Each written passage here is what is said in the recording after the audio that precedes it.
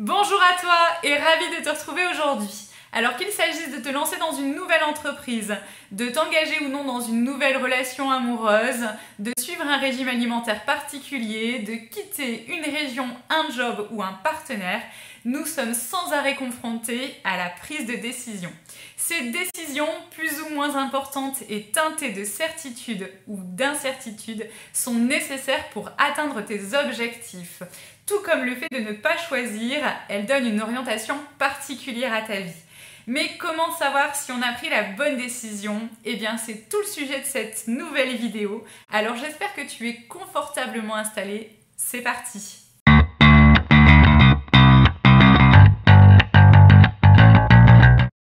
Astuce 1. Prends une décision en accord avec tes valeurs. La plupart d'entre nous sommes persuadés que la majorité de leurs choix proviennent d'une analyse purement logique et rationnelle. Or, il t'est sûrement déjà arrivé de faire un choix qui, bien que logique, ne te rendait pas spécialement heureux. Et pour cause, une bonne décision met en synergie non seulement ton intelligence rationnelle, mais aussi et surtout ton intelligence émotionnelle. En d'autres termes, la bonne décision, c'est celle qui te permet de ressentir une forme d'alignement, d'être en accord avec toi-même. Pour cela, tes décisions doivent aller dans le sens de tes valeurs, ce qui implique que tu les connaisses. Parce que pour moi, connaître ses valeurs et vivre en adéquation avec, c'est le b.a.-ba pour être heureux dans la vie. Donc si tu n'as pas encore défini tes valeurs, je t'invite à le faire en t'aidant de ma vidéo sur le sujet. Je te remets le lien en commentaire. Astuce 2. Fie-toi à ton instinct. 80% des cadres supérieurs interrogés dans le cadre d'une étude menée à l'université de Harvard expliquent leur succès par des décisions intuitives. C'est le cas d'Edward de Broglie. Lorsqu'il a créé son concept de restaurant où l'on dîne dans le noir, sa mère et ses 13 banquiers l'ont pris pour un fou. Persuadé que ça allait marcher, il a décidé d'écouter sa petite voix intérieure et c'est grâce à ça qu'aujourd'hui son entreprise réalise des millions de chiffres d'affaires. Parfois, il faut donc mieux mettre en place ses désirs, même si sa raison l'a fait envisager avec crainte, plutôt que de ne rien faire du tout, parce que sinon tu risques de passer à côté de beaucoup de choses géniales. Et comme le disait Abraham Maslow, le courage, ce n'est pas ne pas avoir peur, c'est avoir peur et foncer quand même. Astuce 3. Prends du recul.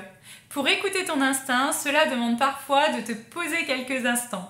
Si tu pratiques déjà la méditation, comme je t'ai invité à le faire dans mes précédentes vidéos, tu sais à quel point cela peut être bénéfique dans ta prise de décision. Tu peux aussi décider d'aller marcher quelques minutes en pleine nature ou d'écouter une musique pour te relaxer.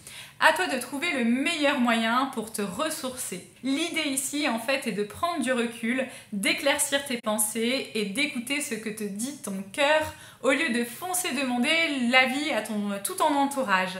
Ce qui m'amène à te parler de la 4e clé. Fais-toi davantage confiance. En apprenant à déceler les signaux de ton corps et en faisant confiance à ton intuition, tu te rendras vite compte que la bonne décision est en toi. Car si tu laisses les autres en permanence prendre les décisions à ta place, tu risques rapidement de faire fausse route.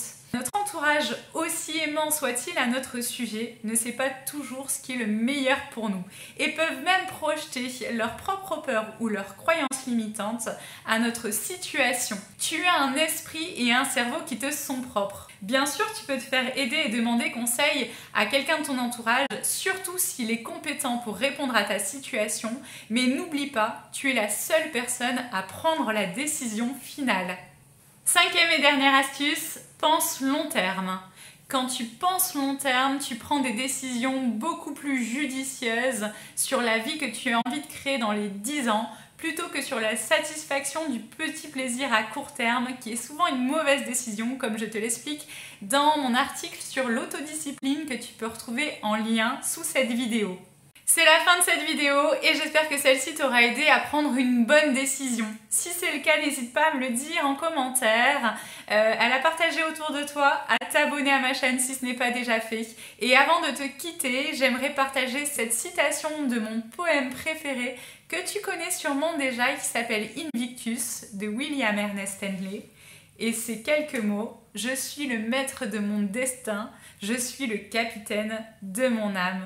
Merci d'avoir partagé ce moment avec moi et je te dis comme d'habitude, à dans 2 semaines.